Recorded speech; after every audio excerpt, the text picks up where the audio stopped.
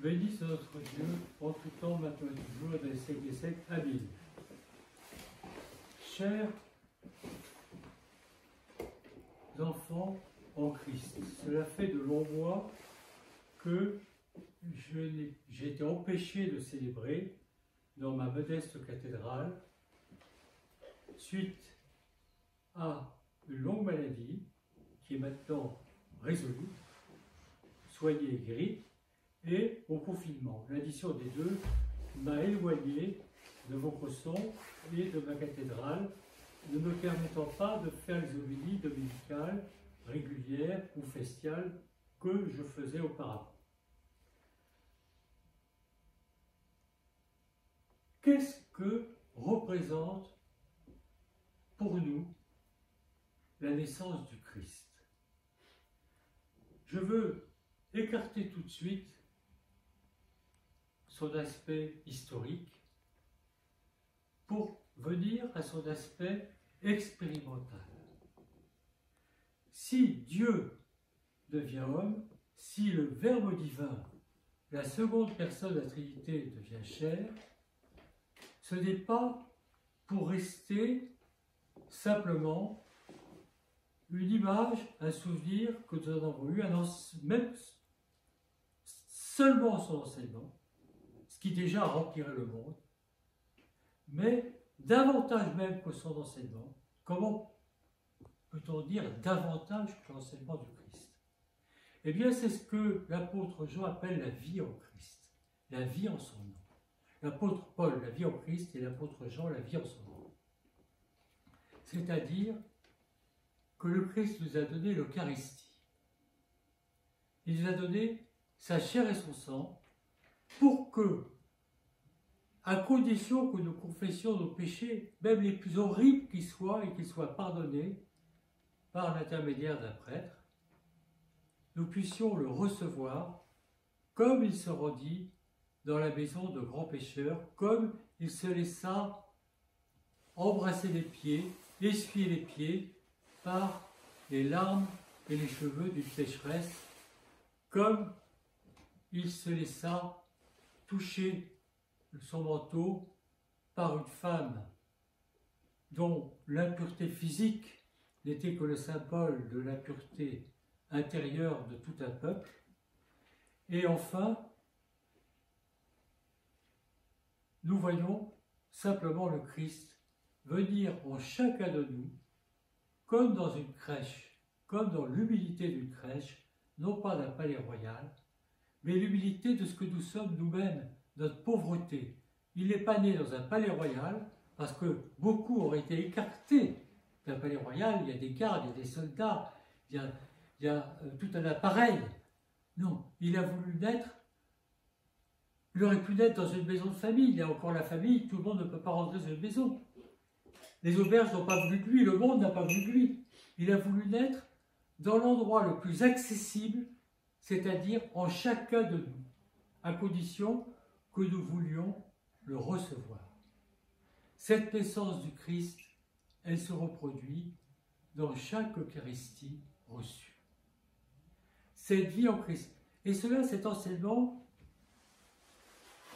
je l'ai reçu du Père Cléopas. J'étais alors un très très jeune prêtre, je pense que tu es dans les années 76. J'étais en Roumanie, au monastère du Siastria, en Moldavie.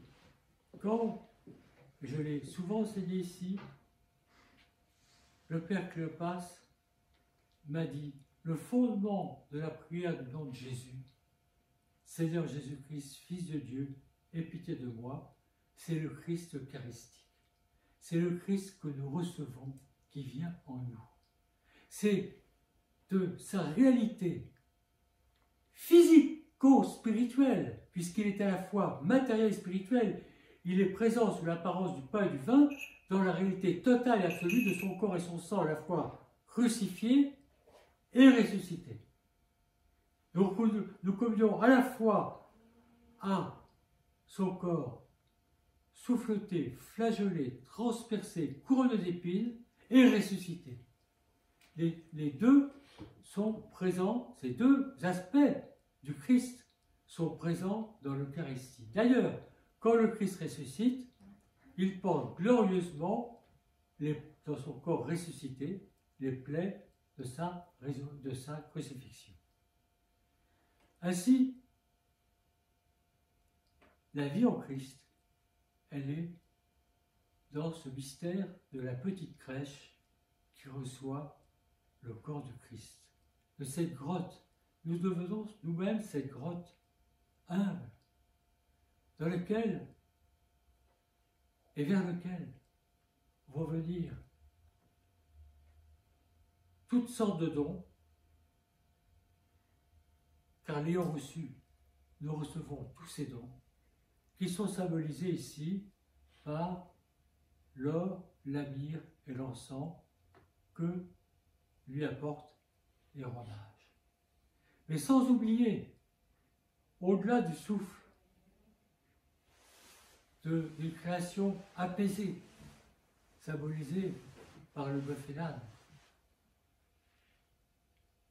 celui de sa propre maman, de ce lait maternel qu'il va recevoir de sa mère, parce que celui qui a en lui le Christ reçoit aussi comme mère la mère de Dieu. Saint Joseph Hésicaste, moine de Montatos, dans ses prières, quand il s'adressait à la mère de Dieu, il disait toujours « Maman, maman ». Et je pense qu'il devait dire également, maintenant il est dit aussi, il est canonisé, que lorsqu'il mourrait, si ses disciples entendaient dire « Maman », ne pensez pas que j'appelle ma mère charnelle, c'est la mère de Dieu que j'appelle.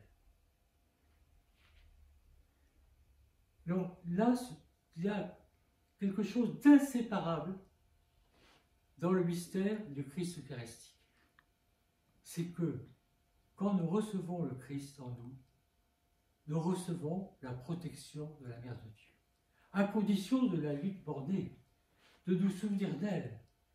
Les saints hésychastes ont toujours dit qu'ils ont reçu le charisme de la prière, de l'invocation du nom perpétuel, celle qui ne s'arrête jamais, celle que quelques-uns des grands pneumatophores porteurs de l'Esprit Saint ont, devant l'icône de la Mère de Dieu. Car la Mère de Dieu fut la première personne humaine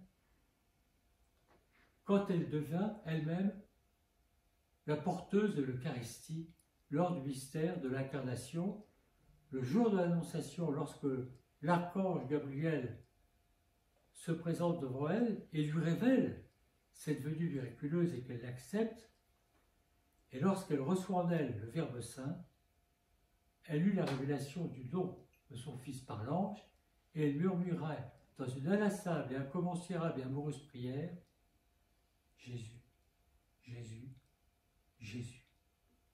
Celui qui a la mère de Dieu comme mère ne peut pas, comme elle, séparer de cet amour le nom de Jésus et le prononcer suavement, Jésus, Jésus, Jésus. Tel est pour moi le principal message de la nativité de notre Seigneur, Dieu et Sauveur Jésus-Christ. Le Christ est né. Glorifions le Père, le Fils et l'Esprit Saint, seul Dieu dans tous les siècles des siècles. Amen.